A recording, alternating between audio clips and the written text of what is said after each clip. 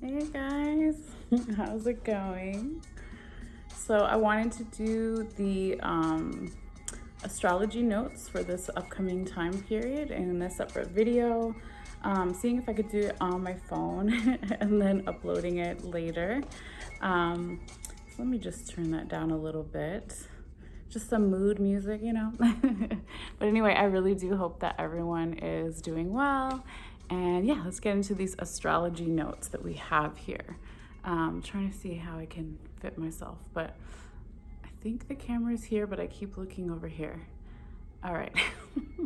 Hopefully you're here with me, are understanding and doing well. And so I'll try to make sure I look in the right direction. But it is interesting to film yourself. I don't know if you've done it, but I'm sure everyone has, but it's a little, takes some getting used to.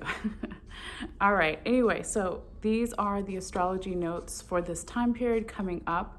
We're gonna talk about January 3rd through January 16th, okay? And this is for 2022. So we have on January 5th, okay, an important note here. So Venus is going to be sextiling Neptune. Venus is looked at for matters of love and assets and some higher amounts of money, okay, but it's mainly for love and relationships of all kinds, right? Not just romantic, but platonic relationships, okay? But I want to talk about Neptune because it's coming up quite a few times here, actually throughout the whole month of January, guys. So if you're not familiar, right, Neptune is that 12th house, and it is the ruler of one of the rulers of Pisces, okay? So Neptune has this dreamy, it's like a psychic planet of ideas, intuition, creativity, spirituality, dreams, right? Compassion, okay? It's like this watery, creative, dreamy energy, okay, when we talk about Neptune. But the other thing when we talk about Neptune, there is a shadow side. And if you've watched me before or you're familiar with astrology, you might already know. But the shadow side of Neptune can be when you take it to the extreme. If you're mixing, let's say, drugs or alcohol, there could be like this trance-like energy, okay? So that's the shadow side of Neptune. But there's still some really positive things about it, right? You think of Neptune, the god of the sea, right? Poseidon. You think of the Greek god Pontos. If you're familiar, I do have his candle on my website. But another note that I forgot to kind of look at when I was doing a quick search under Neptune, right, is it takes 165 years for Neptune to go through the complete zodiac, 165 years.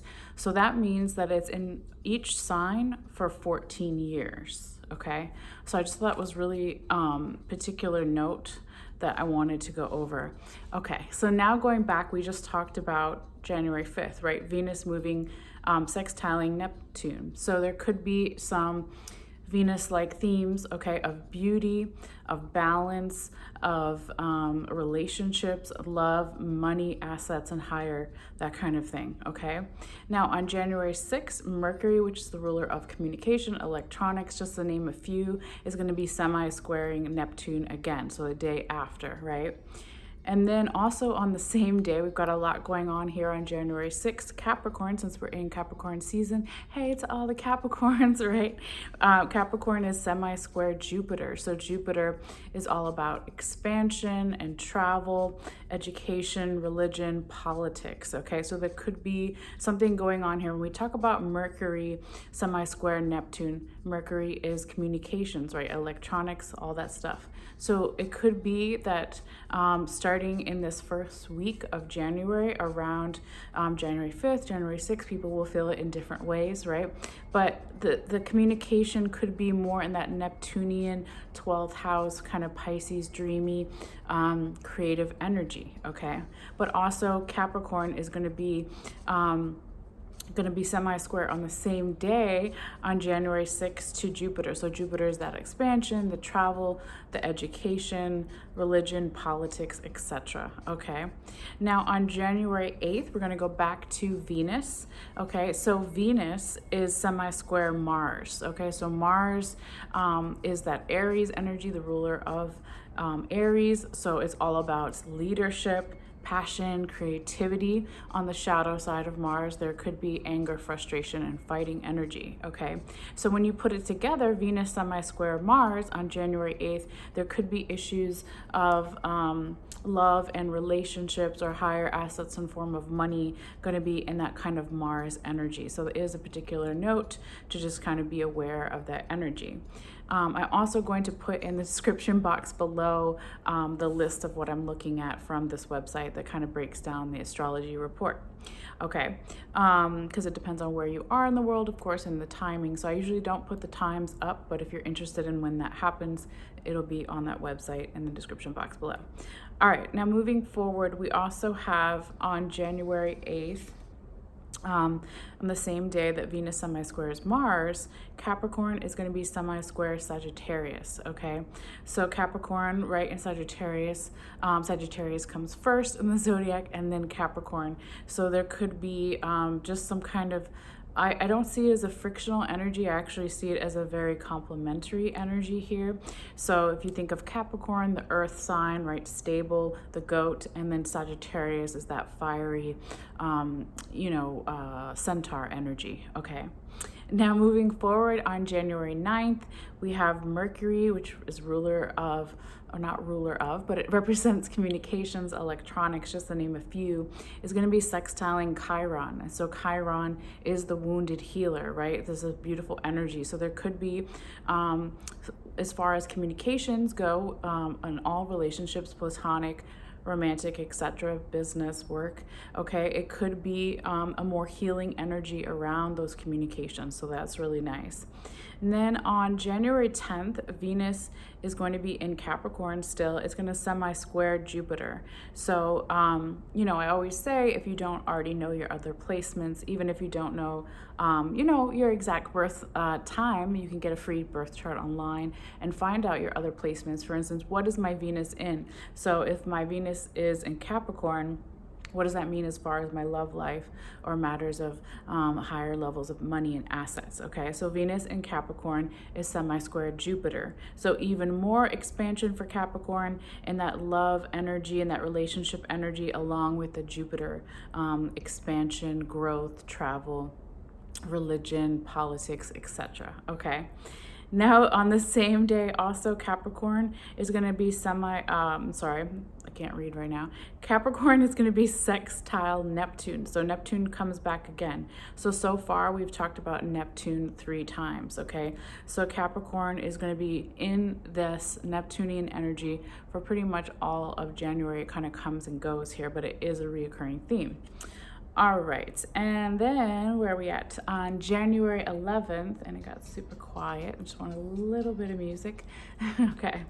On January 11th, Mars will be in Sagittarius, and it's going to square Neptune. So Mars, right, is that fiery passion, leadership qualities, Aries energy, can be on the shadow side.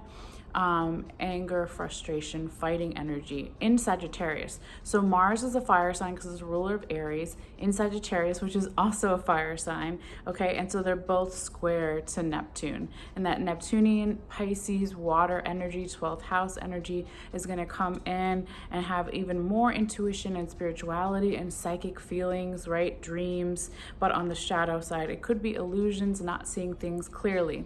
When you talk about Neptune or Pisces energy, in tarot, right, the moon is the Pisces card. So I always kind of talk about, like, let's say there is all this stuff in the background on my table, right, and at night when you turn the light off, it might look like something different. So that's that moon, Pisces, Neptune energy. But then when you turn the light on, then you see what it is for real, but you might not see things as clearly when you're in that Neptunian energy.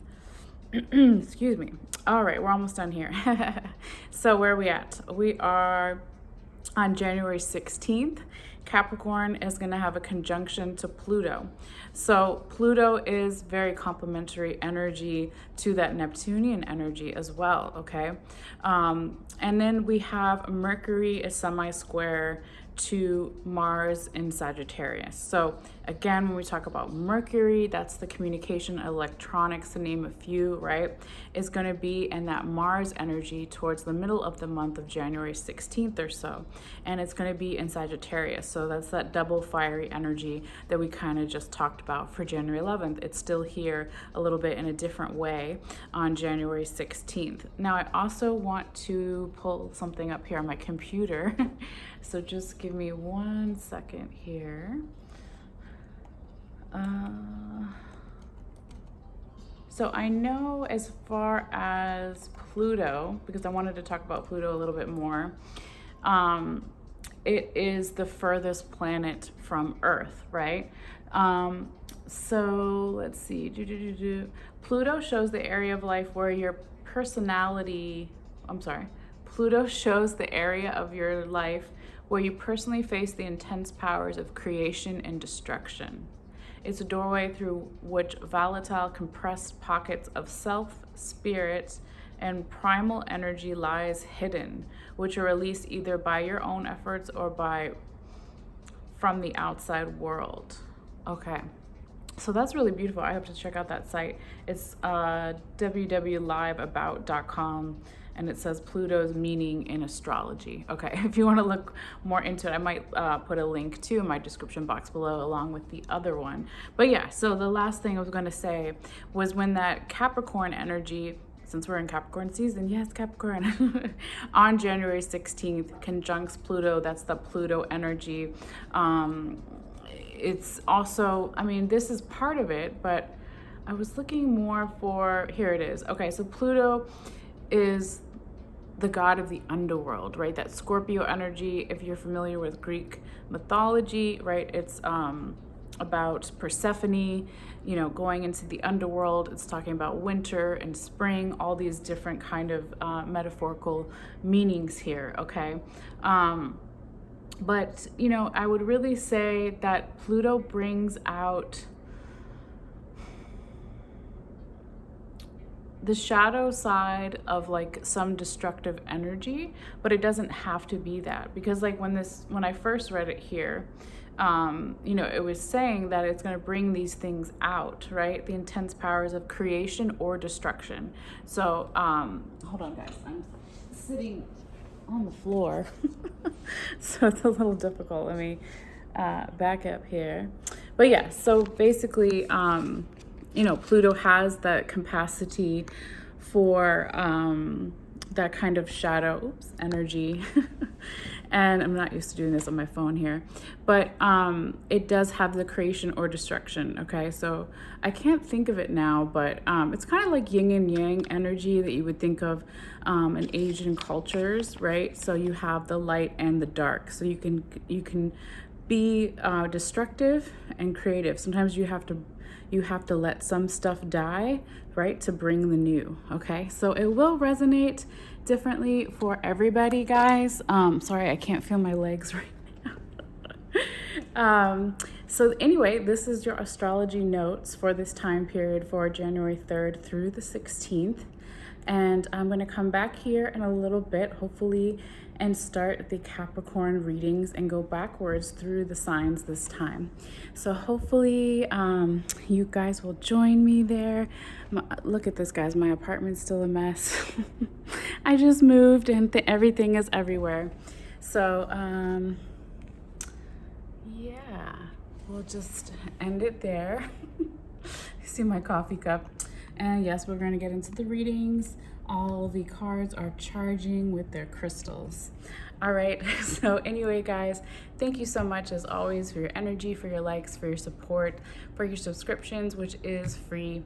It just notifies you when the video, when new videos come out. So you can always click on that bell icon on the bottom right and make sure it's blue and it's active.